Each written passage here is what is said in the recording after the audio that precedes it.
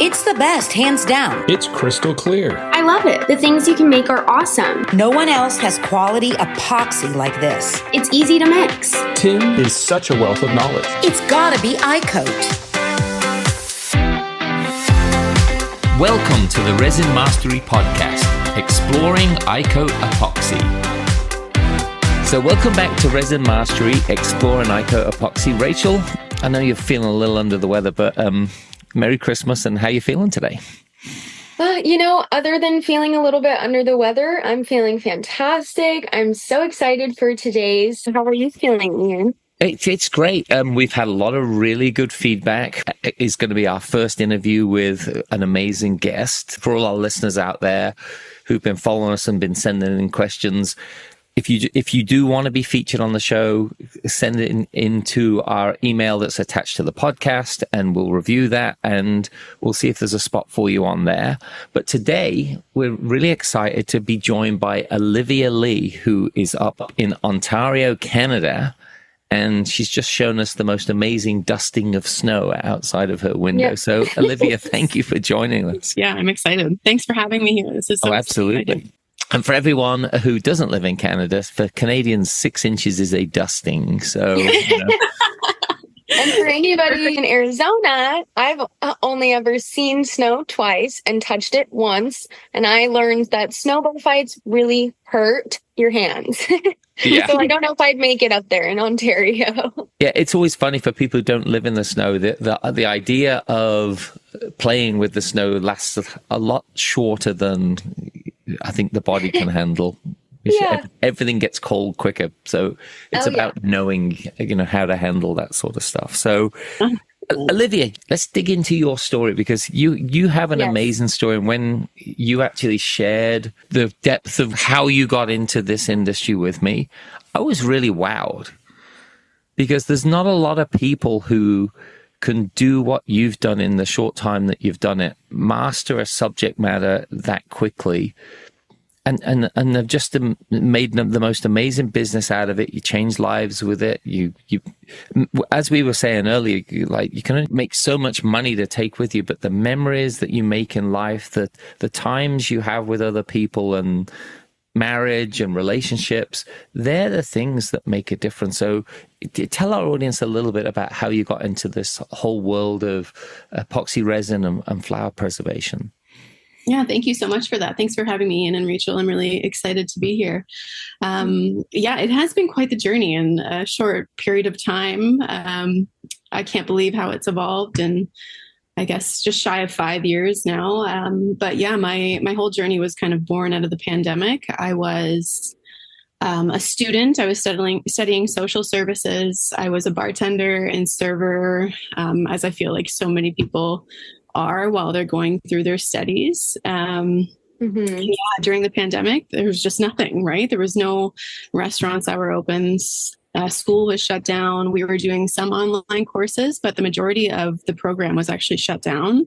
And everyone was just at home, left to their own devices. So I had so much extra free time, as everyone probably experienced as well. And I learned very quickly, I don't do well with free time.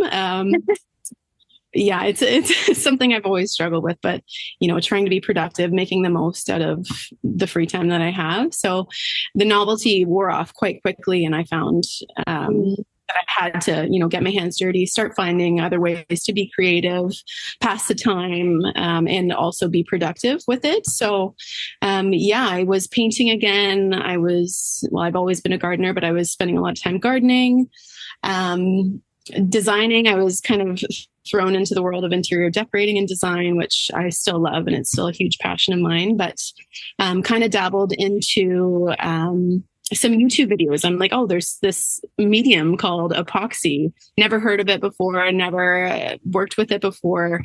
And I was just immediately blown away. It's so versatile. The amount of things that you can do with it is it's incredible. It's astounding. So I ordered my first kit of epoxy, started preserving daisies in coasters. That was the first thing I ever made. And then gifted a set of coasters to my girlfriends. And that night when I brought them over, they're like, you absolutely need to make an Instagram page. these are awesome. These are so cool. I've never seen anything like it. So that night we were sitting there together and I made an Instagram page, and that night it kind of took off. And ever since then, it was June 2020 actually. Yeah. So ever since that first night, I've been absolutely honored to have been swamped with orders, and people wanted these daisy coasters. And then from there, it kind of took off. But I knew I wanted to start small. I think it's important to start small, especially when you have a medium that you're working with it's not the cheapest medium, obviously.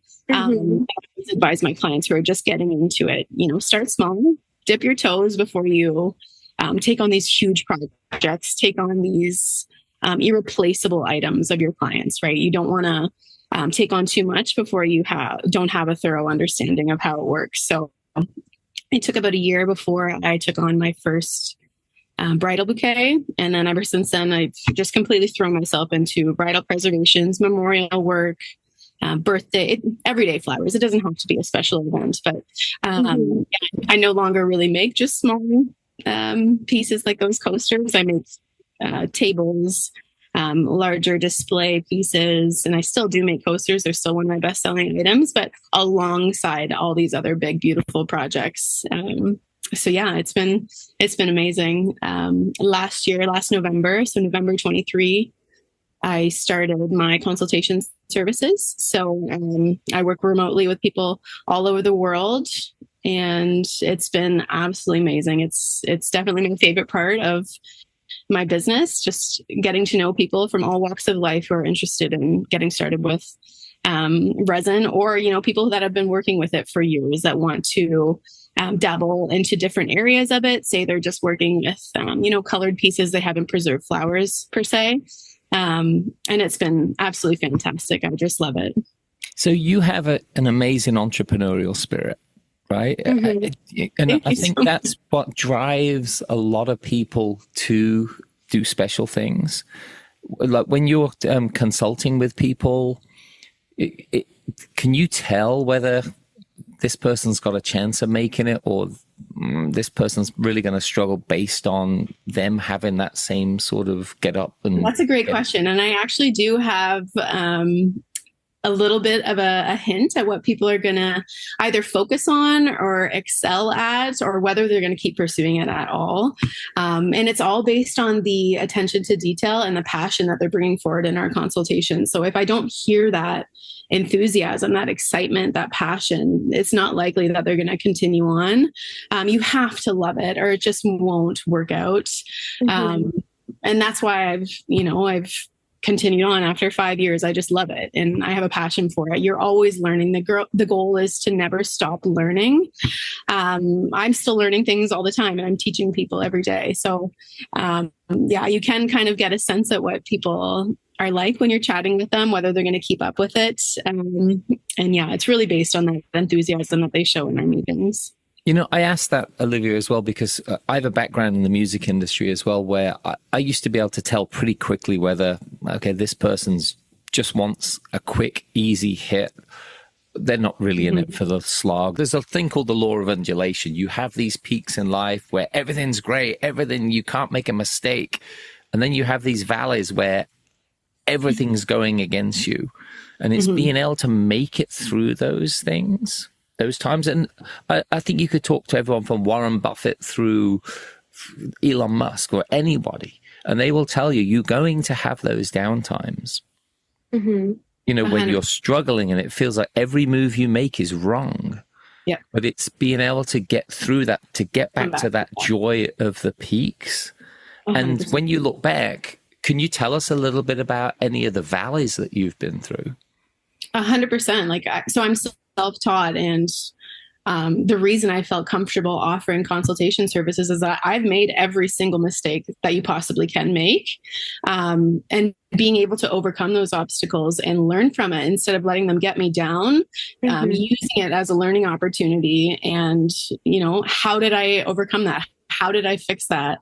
At the beginning, it felt like every single time I was working in the studio, it was like everything was working against me. It was like a hurdle I couldn't overcome. It was because I didn't understand the processes enough. I hadn't done it enough. I hadn't practiced enough to know what to expect out of it. And once you get those hours down, once you get that practice in, you know exactly what to expect.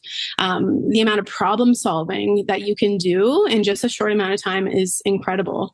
Like the way I think about things is completely different now, not even just related to floral preservation, but cause and effect. Like if I do this, this is the likely outcome that I'll get from it, and how I can kind of think about things differently. And if I do this, you know, this is what I should expect to happen. It's interesting because I notice those tiny little things I think about things carry over into different areas of my life. And I think that's probably one of my favorite things about, you know, it's funny because I don't consider myself a master of anything. I'm still learning, like I said, but when you master something, when you can figure it out, when you know exactly what to expect, at that point, can you kind of start focusing on being creative, being more artistic with it, instead of it just being a challenge that you're trying to overcome. Olivia, I have been having this thought, and it was while I was journaling, and I thought to myself, like, just the phrase, education must come before execution. And I didn't really know where I was going to apply that. It was in my journal, but I was like, you know, like, yeah, that's a good thing to think about. And do you think in your personal experience that is one true? And the second part to that question is, what is the most common mishap or mistake that you've seen amongst the people that you're helping and amongst yourself? I think that's 100% true. And I love that, education over execution. I think it's so applicable to this situation, floral preservation. Like it's a foundational process, as all these pillars, these foundational pillars, as I call them with my clients, you have to get those processes in check before you can start working on different things and expanding the artistic side of the floral preservation world. Like they're basic concepts. And if you don't have those, you're going to fail regardless. So I think it's 100% true. And I love the way you've put that. It's really, really common when you're first starting out, when you don't have those processes in check, when you don't have all the materials that you need to be successful, to experience bubbles, micro bubbles. I think everyone has gone through them at some point, how to combat them, what to do to reduce them. And yeah, I remember right back at the beginning, before I had my vacuum chamber, the room set up, my ambient working temperature and humidity was all off. All those things were working against me. My flowers weren't dried correctly, right? So when your flowers still have moisture in them, moisture is going to release more bubbles when the flowers are preserved in epoxy. All those things kind of work against you, right? So it's super common for artists who are just starting out to experience micro bubbles. And I remember intimately when I was first starting out, you were chasing those bubbles every time you were pouring. The whole time you were worried about those bubbles. And now I literally pour my resin and leave the room. Like I know I'm good to go because I'm going to trust my materials. I'm going to trust my processes to be there because I know exactly what to expect. Right. And it didn't feel like such a challenge every single time. I'm like, oh my God, there's more. They're coming up from everywhere. And now I know, like, I step back, give it a minute, let my resin do its job, and they're going to be gone by the time I go look at them again, right? I don't have to worry about those tiny little micro bubbles because they're not going to be there when I go check on them again. So I always say to my client, let your resin do its job. iCoat is an incredible epoxy because it does its job for you. You want your materials to work for you, not the other way around. I'm not, spinning in circles trying to figure out why I'm getting bubbles because my resin is doing its job. This is why I buy good materials. So I can enjoy the process more, so I can spend more time being creative rather than just chasing bubbles the whole time. So everyone kind of goes through that at the beginning. Everyone has those hurdles that they're trying to overcome. And this is why I wanted to offer those services, because as a self-taught person, I've been through it all. I've literally been through it all. If you're going to tell me of a specific issue that you've had, I'm going to commiserate with you all day long on it. I know exactly how you feel. I've been through the exact same thing. so that's probably one of my favorite parts about chatting with other people. Everyone in the floral preservation world typically has those same obstacles that they're trying to overcome. And someone who has figured out a way to overcome them can save you all that time, that misery, that money that you're going to waste trying to fix them. So I just love when clients, my consultation clients, I need to specify because I have, my commissioned work clients and consultation clients. But all those clients who are investing in my consultations right off the hop are going to save all that time and money making those mistakes. They're still going to make them. And I always tell my clients, you're going to make mistakes. It's all about how you learn from them, how you overcome those mistakes. But here's what I can offer you to help save you that time, because you're going to come across these regardless. Right. And this is how you're going to fix it. Right. So I'll tell you this. I've had many times when I've called Tim and said, hey, let's get together. He's like, I can't, I'm working on this, I'm working on that. His fixation on product is, I've never seen it with many other people in many other industries. And I've worked in supply chain, I've worked in legal, I've worked in Fortune 500 companies. He has a fascination with making it right, which goes way above and beyond. And so thank you for that as a testament to that, Olivia, as well. And he deserves it. But one thing I would ask is, how trembling were you the first day you got somebody's wedding bouquet to preserve? I was a little bit anxious. I was nervous. It's funny you ask, because I look back at those first works that I put out and absolutely cringe. Like, at the time, they were perfect. They were stunning. The client loved them. And that's all that matters at the end of the day, whether the client loved it. But I look back at those first pieces and I'm like, oh my goodness. But if they didn't trust me in hiring me right off the beginning, I would never have the opportunity to keep learning and keep improving and keep honing in on those skills. So I am so beyond grateful for those first clients of mine to trust me with those bouquets, because if they didn't, I wouldn't be here today. But yeah, I still look back at those photos and I'm like, oh my goodness. What did you do? It's just the attention to detail, because like I said, if you don't have those processes and procedures down, you can't really focus on the artistic side of things. And I was still learning all of the processes back then. So, but once you get those down, then you can focus on your attention to detail, the placement of flowers, the way they're oriented in your final piece. But back then, that's not what I was worrying about. I was worrying about bubbles. I was worrying about drying the flowers correctly. Just the foundational parts of the process were what I was most concerned about, rather than the attention to detail. So over the years, obviously it shifted. I've been able to focus more on the final outcome of pieces and how flowers are placed and everything like that, and not having silica gel in your negative space. I'm very much a minimalistic artist when it comes to floral preservation. I think less is more. I think less is more in terms of, interior design as well. It's just the way I like to have things in my house. And I tell my clients, everyone's style is going to be different. And that's the beauty of it. Clients are going to go with artists with different styles that they resonate with. And that's okay. You don't want to market to every single person. You want to put out work that you're proud of. Right. So I put out work that I would want to display in my home, and my clients will choose me based on that artistic style. And that's the beauty of it. Right. There's so many different styles out there. And I believe truly that the clients that are meant to find you will find you. Right. Now, other than flower preservation, you mentioned coasters are still one of your biggest sellers. What are your favorite things to make, and what do you make? Yeah, I put out a ton of coasters. They're just always going to be bestsellers. Functional art at its finest. So functional. Right. Yeah, people love functional art. I love functional art. If it's beautiful, great. But if it's beautiful and you can use it, I mean, there's nothing better than that. So other examples of functional art, I make a lot of tables, so preserved flowers in tables, little side tables, acrylic trays. They're super popular.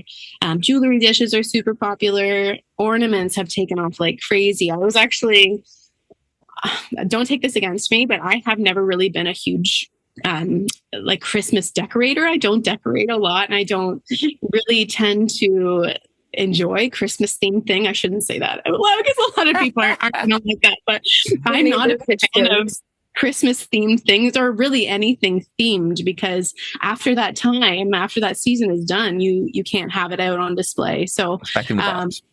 well, you can, but I mean, I wouldn't, Valentine's Day themed things, Thanksgiving, Christmas. I'd rather display something that's a little bit more universal that you can have out and about all year long. So I do make Christmas ornaments, but I don't make them like glittery. I don't make them colored. I don't make them Christmas themed. I make them universal so they don't have to be put away after the Christmas season. People hang them on their little cabinet knobs. You can keep them out and it doesn't look like it's a Christmas item specifically. But they've taken off like crazy. People just love the ornaments. Ring holders have been super popular. Again, functional. Sometimes I go through the list of my offerings, and I tell my clients to do this often as well. You want to go through the list of your offerings and make sure, based on a number of criteria, whether they're still working for you. Are they selling well?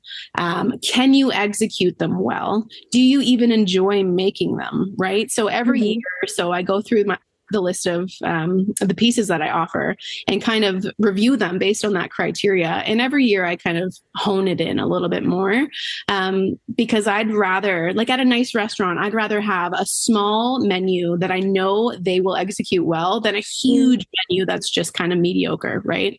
Yeah. I'd rather offer really good things and fewer of them than just everything I possibly can. So, I offer still a lot of stuff, but every year I kind of rein it in a little bit more. Olivia, you talked about a lot of the things Rachel and I have discussed on the prior podcasts around, especially coasters. The fact that, we're in this Hallmark world where you can make Christmas coasters and Halloween coasters and Valentine's Day coasters and July 4th coasters if you live in America, right? And you've got all these different days. And then we were actually joking on one of the episodes and mentioned there's got to be a National Epoxy Day. And Rachel looked it up and she's like, there is a National Epoxy Day. There's a day for everything now. My goodness. Right. And so it's literally the day before or something. Every one of those things. Rachel, that was a fun episode when we were going back and forth with that stuff. That was a fun episode. Yeah. But I do have a question and a thought here. So many people, and I think this is a huge folly that scared entrepreneurs or people starting out in business make, which is they think, well, Olivia's doing this so well. I know another bunch of people who are doing this. So there's no room in the marketplace for me to come in and actually make any money out of this. And it's completely wrong. Because usually the people who are innovators in an industry rarely become the people who dominate an industry. Mm-hmm. And especially when you're dealing in this sort of realm, you don't have to dominate it, but you'd be stunned when you take the populations of Canada, northern Mexico, and the United States, how much actual business there is out there. Like the wedding industry alone, I can't even comprehend the scale of the wedding industry. There are enough flowers to go around. You could become a florist and find clients immediately. There are so many people in this industry that are looking for services. It's a shame because people are kind of weary about getting started in this work when there's already, these well-known artists around who have a huge client base. Right. But not only is it the variable of proximity, right? Like just because there's people in your area that do floral preservation doesn't mean that clients aren't going to want to go to someone around the corner. Just because they offer this doesn't mean it's exactly what they're looking for. I think everyone, like I mentioned before, everyone has their own style. And I found when I first started out, like people offered really, really full, complex floral preservation. And that's beautiful in its own right, but that's not exactly what I wanted to put out. And I learned when you kind of hone in on your style, you put out work that you feel proud of, that you would want to display in your home, you're going to get a whole different client base from that are people who are also looking for that more minimalistic style or whatever your style might be. There are people looking for that. Now I first started with, alcohol inks and glitter and all the different colors of the rainbow. And I learned very quickly that's not my style, but that doesn't mean it's not someone else's style. Right. Yeah. who might be closer to you. So I 100% agree with you. It's just not the way you want to kind of go into business. And it kind of ties back into that question at the beginning. Those are those people who are probably not going to continue on because it's not coming from a place of passion and wanting to learn more. It's about wanting to make a dollar and, have a quick business. But it's so fear-based as well, right? These people operate out of a place of fear. Am I going to fail doing this? Am I not going to make any money out of doing this? You're starting out on the whole wrong perspective. You're starting out in the perspective of failure. Correct. 100%. I totally agree. Yeah. So is there any industry out there where you're doing flower preservation or memorials for people who've passed as well? Yeah, 100%. It's always... It's touching and it's really, really difficult to put out memorial works, but it's a huge pillar of my business and that's just the way it is. But it's tough. It's definitely tough. I mentioned I came from a background of social services and I'm like through and through, I'm an empath. So working on these memorial orders that are sometimes the most tragic story you've literally ever heard in your life, they're tough. So it's just something, the same with social services. You can't let it impact your work. You can obviously have empathy and feel for your clients and offer your love, but you cannot let it sit with you or you just can't get through the day. So, yes, I do memorial preservations. I love memorial preservations. They come with their own challenges, right? So, sometimes as well as, the emotional side of things, when you're a fully booked floral preservationist that gets the majority of their business from pre-booked wedding preservations, obviously there's a date set. There's never a date set for a memorial preservation. Correct. So sometimes it's last minute and most of the times it's last minute. Like, hey, the service is next Tuesday. Can you fit us in? And you do what you can, but when you're fully booked, there's only so much you can do. So I've decided, like, in terms of being able to help people who aren't booked in advance for a scenario like that, there's always ways we can go about making sure it still works. So I can offer them instructions on how to dry their flowers on their own for me to then take at a later date, which has saved a lot of different scenarios from me not being able to take them at all. But it is always a bit of a challenge trying to fit them in and accommodate memorial work when you're fully booked with wedding work. Right. So you've got two sides of your business, obviously the commission work and also the consulting. Correct. Quick question on the commission work, and then I'd love to ask you a few questions on the consulting side, which is, so on the commission work side of things, and I think you just answered a little bit of there. What's the kind of lead time that people need if they want to commission you to do something? How far in advance? What sort of notice do you need? What sort of scheduling that would help someone contact you and sort of fit that in? For sure. Great question. Yeah. When it comes to wedding work, I fully believe that once you get your venue booked, you have your date set, you have your florist booked, go ahead and book your preservationist as far in advance as possible is greatly appreciated. Might as well go and book all your vendors all at the same time, right? So that's just going to help everyone involved to be prepared. But at least, 1 to 3 months is appreciated. I do my best to fit in last minute clients, but again, when you're fully booked, you're fully booked. So I mentioned I can send off instructions on how they can dry their flowers for them to then send at a later date. I can provide instructions for them to air dry their flowers, which would be completely free of cost. Obviously, you can just hang them upside down and let nature take its course. And then once they're dry, they can send them off. But yeah, timeline wise, as soon as possible. I think everyone is better prepared that way. But at least 1 to 3 months, I think, is ideal. Right. And you only do that commission work within Canada, correct? That's correct. Yeah. So when I first started, I wanted to work with clients all over the world, and there's so many weddings happening everywhere. And I would love to be an international artist. And I did a couple of those bouquets, but I quickly learned that even if you have your paperwork set up and for customs to be cleared for that bouquet to quickly come across the border, there's still anything that can happen at customs to hold it up. And unfortunately, when it's a fresh bouquet, any amount of time can be devastating. So for commission work, you want to get those flowers as quickly as possible. Within 1 to 3 days is ideal after an event. But say they're getting married on a Saturday, you can't ship it out until Monday. Shipping services aren't open on Sunday anywhere. So they ship it out on Monday. It takes however long to get to the border, and say it's held up at the border for, 2 to 5 days. Chances are that bouquet is going to be gone by the time I get it. Right. So that happened. And unfortunately that's the way it was. But I obviously learned to tweak my business and only offer my services for commission work within Canada. It's sad, and I wish it wasn't the case, but that's the way it is. So I work with clients all over Canada. Luckily, our country is absolutely massive, and shipping services are quite reliable, and they're quite fast. So if clients are shipping out, they need to ship overnight or same day shipping. And generally, I can get them within 1 to 2 days if they're anywhere in the country. Now, do you have for your consulting work? Is there a program you have in place that you offer people? How does that work? Because I'm sure there's a ton of people out there who are saying, "This is something I've always wanted to do.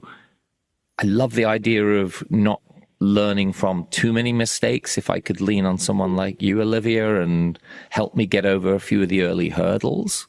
Yeah, so great question. How does that work? Yeah, great question. So when I was kind of struggling with a plethora of things, I should say, when I was struggling with a bunch of different issues, I was kind of looking online and seeing if I could find any online courses that could help me. And I found a bunch of courses available. However, they were just basic. They had the same information. You go in on your own time. It's a pre-recorded session. You watch it, and then that's it, right? And generally, I already knew everything that they were explaining. So I wanted to offer something that was 100% personalized, 100% unique to your journey. And that's why I do one-on-one consulting. One-on-one with a single client. I can do partnerships. I've worked with small teams.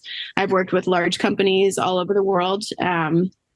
So I offer different packages based on what they're looking for. So I can offer just floral drying tutorials. I can do the whole flora preservation tutorial. I can specify just resin work. So if you don't need any information regarding how to dry flowers, I wanted to make it tailored to them. And then I offer all that specific information based on what they're looking for. And then we have a follow-up one-on-one video call in live time to go through it. They're sent the information way ahead of time before our call, so they can go through it and then start kind of jotting down any follow-up questions they might have. And then we discuss in depth on our follow-up call. And that way they have the information. They're always going to have that information, but they still have that time with me to say, hey, I wasn't quite sure about this one thing you said. Can you explain that a little bit more? Or you said this, but I'm wondering something about this, just so they have that time to make it a little bit more personalized. If they had follow-up questions regarding any of the information, they're able to ask it. And I feel like people appreciate that, right? They get that one-on-one time with me. It's not just some online course where I'm not actually there and live with them. And I think it's been going really well. I always tweak my offerings based on the feedback I'm getting from clients. And yeah, it's been excellent so far. So how do people get in touch with you if they want to sign up for some consulting? Email is great. Email is the best way to get a hold of me.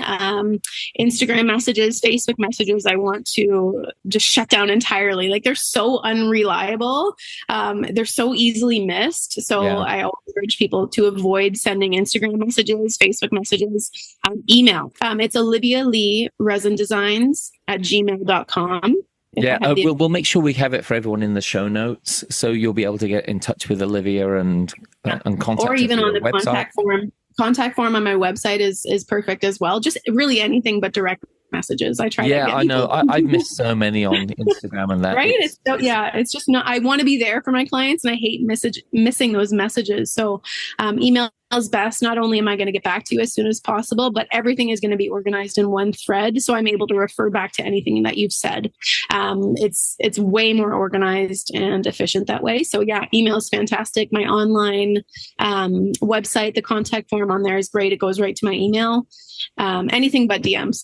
Yeah, right. I have a few last questions for you. These are a few actually that we've actually heard from others that want to get into this space, and they've asked us. So I thought, well, let's pass these on to our guests, which is, what additional materials might you need to do epoxy resin projects? Like, is it obviously molds, right? But great I know question. stir and sticks, but is there anything else that's special that you use, or that you would tell someone you probably need this to do a good job? Absolutely. It's a great question. And I always tell my consultation clients, you get what you pay for. So if you're going to invest in those high quality materials right up front, they're going to pay you back. If you keep investing in crappy materials, you're going to get some issues that you then have to spend all this time fixing, all this money fixing. So just spend the money up front, get the good stuff. So iCoat, obviously, it's the only resin I use. It's fantastic. I've dabbled in imported, domestic, super cheap. I've tried it all. I've tried all the resins, and iCoat is something I'll always come back to. So invest in high quality resin, invest in high quality molds, AAJ Molds, Modern Mold Shop, Crafted Elements here in Canada. Modern Mold Shop and Crafted Elements are both Canadian, and AAJ is in the States for all my US clients and international clients. Invest in those high quality materials. You're also going to want a vacuum chamber. It is one of the investments that you should be making up front. I fully believe that if you don't have a vacuum chamber, you probably shouldn't be offering commission works. The amount of impact that one tool has made on my business is huge. It is invaluable. So invest in that up front, and you're going to save yourself a whole lot of time and misery. If you want to start dabbling into colored works, glitter, things like that, super fun to play around with. So alcohol inks, pigments, different resin pigments, glitters, mica powders. It's all super fun if you want to dabble into that. You want to invest in some high quality mixing buckets, some mixing sticks. I have a very, very comprehensive materials list that I send on my consultation clients. So they have that to refer back to when they're ordering their supplies. They have this materials list, so they can just say, hey, I have this, and go from there. But yeah, I would say it's super important to invest in those high quality materials if you want to put out high quality commission works. Right. So that's amazing feedback for that answer. And my last question then, Rachel, if you have any thoughts on any last questions, my last one is something we've heard from a ton of different people. And there's such a misconception around safety. And we have an interview coming up with a lady in America who had OSHA, and they're basically the government safety organization, come into her business. They use iCoat epoxy.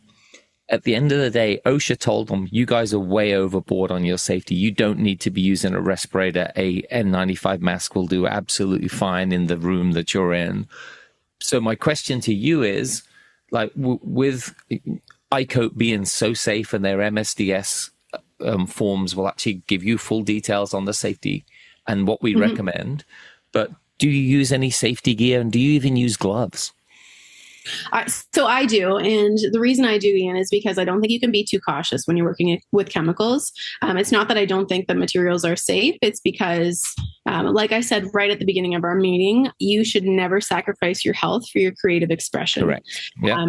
So I think if you have your space set up correctly, you have proper ventilation, you probably don't need all the extra precautions, but again, I only have this one life, and I want to be sure that I'm not sacrificing my health in any way. So if I'm handling it correctly, I'm wearing gloves. I do wear my respirator. I do have ventilation.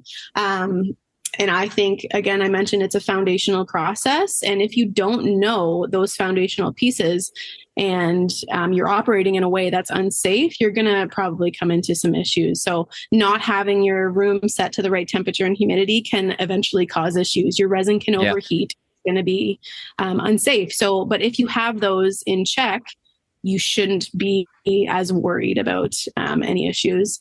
But yeah, like I said, it's just me. That's the way I like to operate. I think you can never be too cautious anytime you're working with chemicals. Obviously, I'm different than everyone, but I always tell my clients, like, it's better to be safe than sorry. A lot of people have sensitivities. Agreed. Yeah. I don't. I've never had issues with, rashes, hives, things like that, respiratory issues. But people do. If you have a preconceived health issue, you should be extra safe. If you have skin sensitivities, you should be extra cautious as well. Yeah, if you're health compromised, I totally agree with that. It should be something you should. It was just really great to hear that the OSHA people who usually err on the safety side in the biggest way came in and said, wow, you guys are over the top, which I was actually thrilled to hear. Because it also goes back into what I was saying about Tim's obsession with not just making sure that it's great quality, but it's also safe. Exactly. Yeah. If it's not safe, what's the point in doing it? Like, what's it all for? You're going to make some beautiful stuff, but at the end of the day, you're not going to be healthy. I don't think nothing is worth that, right? Yeah. So, well, Rachel and I have joked about it. If you're stupid enough to drink it, then you've got to be. If you want to have a shower with it, I don't know. Yeah, right. Exactly. Yeah. Like, little mini story. I always like to relate things that happen to me into questions, just because, I don't know, that's how life works, in my opinion. You start with a question or a mistake, and then you go from there, and you can ask other people, like, network your own, like we were talking about earlier, kind of education. So yesterday I sat on one of those little power box things outside and I got up and I realized there was sticky stuff on my bottom. And I was like, no, and on my skin, right? And I was like, oh, what is this? And it was tree sap, right? It was a form of resin. I made the wrong decision, even being on this podcast and always talking about resin and knowing how to remove it. I was just having not a good day. I was flustered. I wasn't careful with my body or my skin. I took a hot rag and I rubbed my skin till I have a friction burn now. It sucks. It's so bad.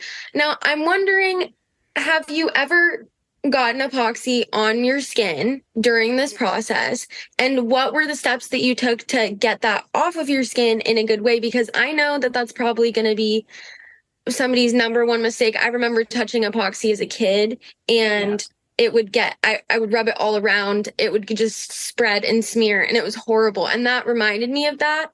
And so what do you do when a little mishap does happen like that?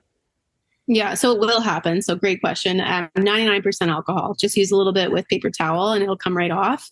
After you use rubbing alcohol, though, you want to wash it with soap and water just to make sure the alcohol is now off your skin. Yeah. But I've learned it's the only thing that'll take resin off surfaces. So anytime there's a mishap, whether it be your skin, a surface that you might be working on, unfortunately, if you get it on your clothes, that's it. Yeah. Yes. You cannot get that out no matter what you try. But yes, anytime you get it on skin surfaces, just wipe it off with 99%. Anything less than that, I found, is just not as effective. So don't even bother investing in like 70%. It just won't do it as well. Yeah. It might, but you might need more of it and more time. So just 99%, it'll take it right off. Hey, and let's be clear, when we say alcohol, we're not talking about Grey Goose to get it off. We're actually talking about denatured alcohol, right? Just for clarity there, I don't want anyone writing into us saying, hey, I just used a whole bottle of Grey Goose and it didn't come off. That's expensive too. Yeah, right, exactly. Well, Olivia, this has been fantastic. So to wrap us up, and again, we'll have it in the show notes, will you tell everyone how they can get in touch with you and again, what's the best way to engage? Yes, thank you so much. This has been fantastic. Thanks for having me, Ian and Rachel. It's been super fun. So shoot me an email if you want to get in touch for either commission works in Canada. If you want to start learning about how to preserve florals, shoot me an email, send me a message on my website. We can start that dialogue off. I can shoot you off all the different packages that I offer. Again, I've worked with people of all skill levels. So people that have absolutely no experience, people who have been working with it for years, individuals, partnerships, small teams, large companies all over the world. I've done it all. And I really do enjoy doing it. So shoot me an email, send me a message on my website. and I would love to get chatting. It is Olivia Leigh Resin Designs at gmail.com or www.olivialeigh.designs.com. And that's Leigh, Leigh. Olivia, this has been fantastic. Thank you for sharing so much amazing knowledge with other people. And again, like we talked about this in the pre-show, you're an inspiration. And thank you for doing what you do, because I know that what you do changes people's lives and makes people's memories rich by preserving flowers, by making them keepsakes, memorials. You know, at the end of the day, you take that to your grave with you, the amazing memories that you have in your life. And I think that if more people were engaged in, one, their passion, and two, work that makes the world a better place, then I think we all win with that situation. Oh, thank you so much. That was so kind. You've just made my day. It's Christmas Eve and I'm already in a fantastic mood, but this has been really wonderful and special. So thank you, Ian and Rachel. Olivia, thank you. This has been awesome. So until next time on Resin Mastery, exploring iCoat Epoxy, Merry Christmas to everyone. Merry Christmas. Merry Christmas, everybody. And we will see you again soon.